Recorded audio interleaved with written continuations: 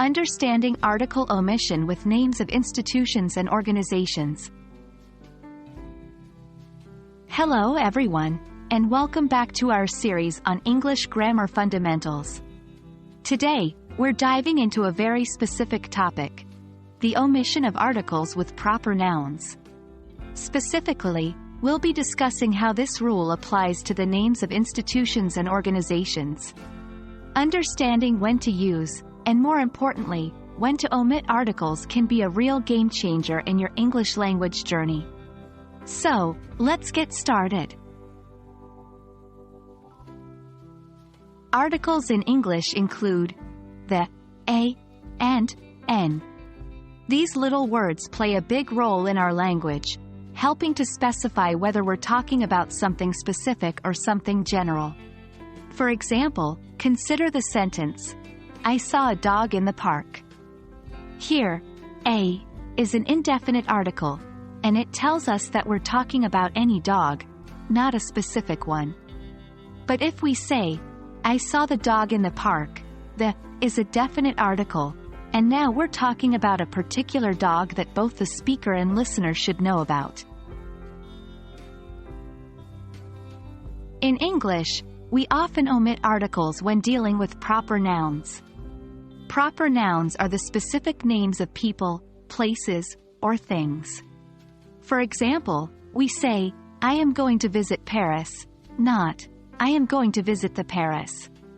This general rule can also extend to names of institutions and organizations, which are considered proper nouns. But there are some specific rules and exceptions you should know about. In many cases, the names of institutions and organizations do not take an article. For instance, we say, she works for Microsoft, not, she works for the Microsoft.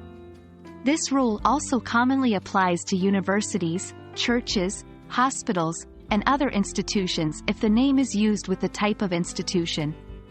For example, we say, he goes to Harvard University, not, he goes to the Harvard University. However, there are exceptions to this rule. Sometimes, an article is used when the institution or organization's name includes a common noun.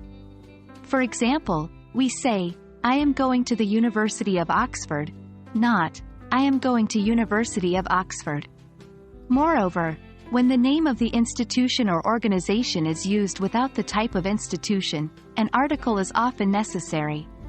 So, we say, he is a student at the Sorbonne, not, he is a student at Sorbonne. Alright, that wraps up our lesson for today on omitting articles with the names of institutions and organizations. I hope this clarifies when to use and when to omit articles in such cases. Remember, practice makes perfect. So don't hesitate to practice using articles in sentences, and soon, it will become second nature to you.